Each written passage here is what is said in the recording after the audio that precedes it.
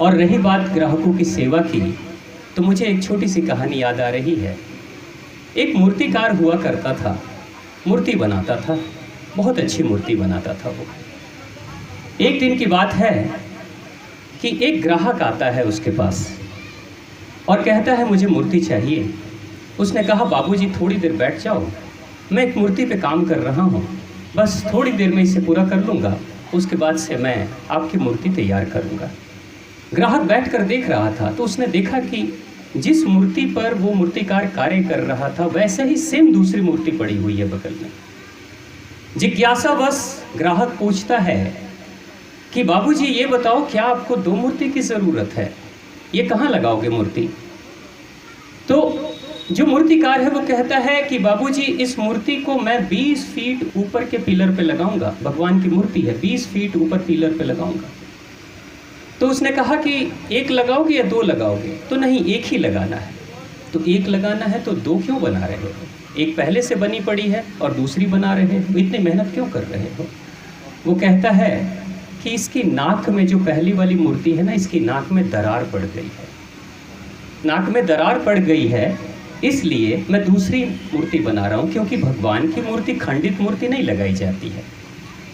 तो उसने कहा कि 20 फीट ऊपर मूर्ति लगेगी पिलर के ऊपर, किसी मंदिर में मूर्ति नहीं लग रही, बाहर लगा रहे हैं, वहाँ के राजा ने ऑर्डर दिया था, कौन देखेगा?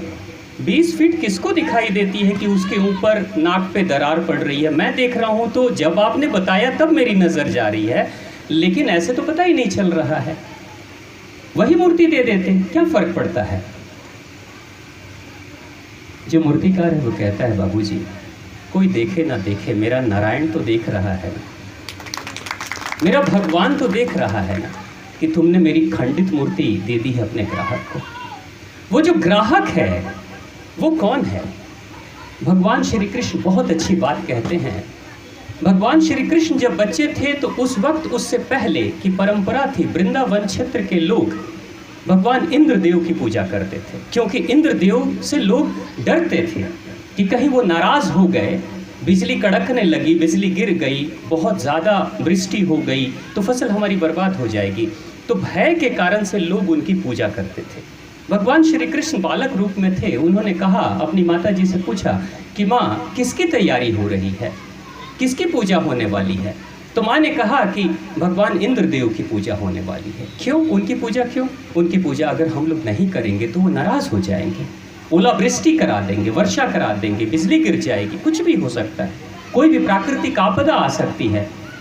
भगवान श्री कृष्ण ने कहा था इंद्रदेव यही तो करते हैं ना, ओला गिरा देते हैं, बिजली गिरा देते हैं, प्राकृतिक आपदा करा देते हैं, लेकिन उससे हमारा कुछ होने वाला है क्या?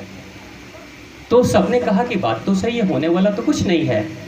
तो जब लोगों ने पूछा था कि तो फिर क्या करना चाहिए, किसकी पूजा करनी चाहिए, तो उन्होंने कहा था हमारे भगवान तो हमारे गोवर्धन पर्वत हैं, कि गोवर्धन पर्वत ऐसे पर्वत हैं जहां हमारी जो गैया मैया है वो जाकर चारा खा लेती है, वहीं से हम बहुत सारी औषधियाँ ले लेते हैं। अगर गांव में कोई बीमार होता है तो औषधियाँ वहाँ से मिलती है। जितनी भी दूध दही की नदियाँ बह रही हैं वो सब तो गोवर्धन पर्वत के कारण से है ना। जितनी भी प्राकृतिक फसलें मिल रही सब उन्हीं के कारण से हैं। बड़े आंधी तूफान जब आते हैं तो उनकी शरण में जाकर हम शरण ले लेते हैं। तो सच्चे अर्थों में हमारे लिए तो भगवान वही है। तो उनके कहने पे पहली बार उनकी पूजा हुई थी। तो जब लोगों ने पूछा था श्री कृष्ण से कि आखिर हमारे लिए कुल देवी और देवता कौन है, तो भगवान श्री कृष्ण ने कहा था जो तेरे जीविका उपार्जन में सहयोगी बने वही तेरा कुल देवी और देवता है, उसी की पूजा करनी चाहिए। यानी ग्राहक भी वही है।